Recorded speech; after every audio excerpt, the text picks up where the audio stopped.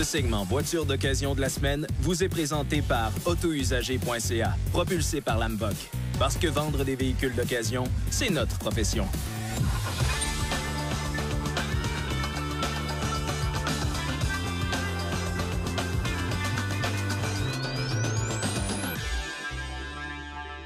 Un camion pleine grandeur, Luc Olivier, il y en a 13 à la douzaine, comme tu le dis si bien, sur les routes. Et là, on se trouve à bord du Chevrolet Silverado, oui. De la génération actuelle, qui est toujours disponible sur le marché, mais qui est arrivé pour l'année modèle 2019. Exactement, et on est dans une version RST qui est en milieu de gamme parce que on sait que du côté des Américains, des versions, des modèles, en veux-tu, en v'là. Oui, il y en a beaucoup. Beaucoup. Il y a 8 variations sur le thème du côté du Silverado. Oui. Tu as évidemment la version de base WT pour Work Truck. Yes, sir. Et ça monte jusqu'à la version High Country, qui est évidemment, avec son nom, inspiré avec un petit style un peu plus western. Ouais.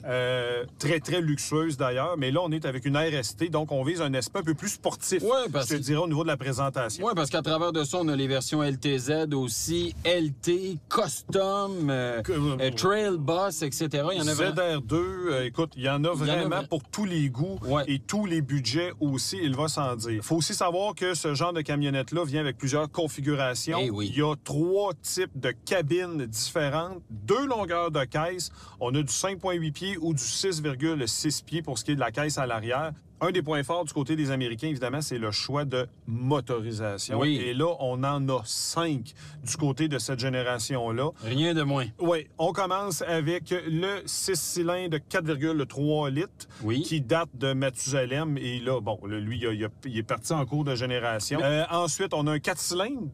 2,7 litres turbo compressé. Oui.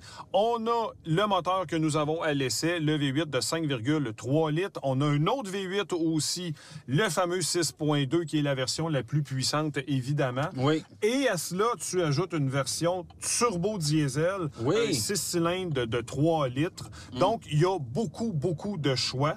Même affaire en matière de transmission, parce que dans cette génération-là, on a eu 3 transmission automatique, une 6, une 8 et une 10 rapport. Ouais. Et là, ça varie en fonction de l'année, du niveau d'équipement et évidemment du moteur. Oui, bien sûr. Donc ça, c'est quand même un aspect qu'on doit valider avant d'acheter ce véhicule-là. Oui. Quel genre de transmission on a sur le capot du véhicule qu'on convoite? Parce que c'est pas parce que c'est un RST qui a automatiquement une 10 rapport. Non.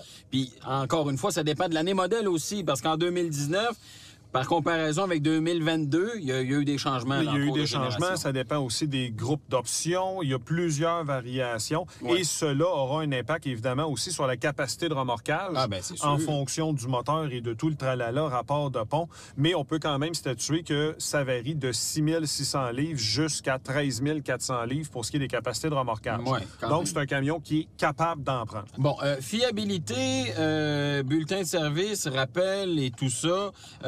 Vraiment, c'est des camions qui sont quand même assez simples de conception là, au niveau mécanique. Est-ce que ça donne un avantage en termes de fiabilité? Ben, écoute, c'est pas la première fois qu'on essaie un camion pleine grandeur dans RPM au niveau des véhicules d'occasion et c'est toujours la même chanson. Il y en a aucun qui se démarque vraiment en matière de fiabilité.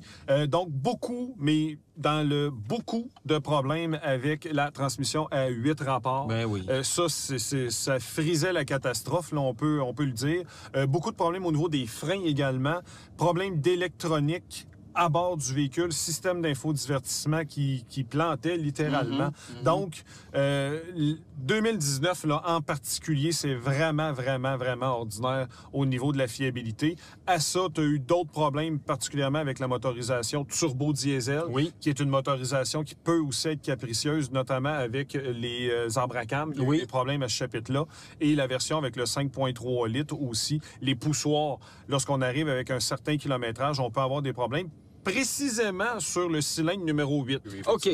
Parle-moi des prix maintenant. Qu'est-ce que ça a l'air là, dans le véhicule d'occasion? Ben écoute, 2019, modèle de base avec un kilométrage qui commence à être élevé. On parle encore de 28 000 Ben, c'est pas étonnant, là, quand même. Et puisqu'on est toujours dans la génération actuelle, ben là, si on y va avec une version ZR2 très orientée vers le hors-route, ben là, on va excéder les 100 000 Ah, ben c'est sûr. C'est pas étonnant, là, même si c'est un véhicule d'occasion. À la lumière de tout tout ça? Est-ce que c'est un véhicule qu'on est en mesure de recommander ou on dit aux gens non, allez ailleurs? Bien, moi, je vous dirais, on recommande le produit. Par contre, année modèle 2019, là, clairement, la 8 rapport, on s'en tient loin. Ouais. Turbo diesel aussi, c'est une motorisation qui tend à être plus capricieuse. Le 2.7 turbo, si vous n'avez pas des gros besoins en matière de remorquage, de capacité de charge, ça peut être une option qui est intéressante aussi. On se sauve de la taxe sur la cylindrée quand même avec ce véhicule-là, ce qui est un avantage. Il peut y avoir un avantage aussi en matière de consommation de carburant qui est à ne pas négliger.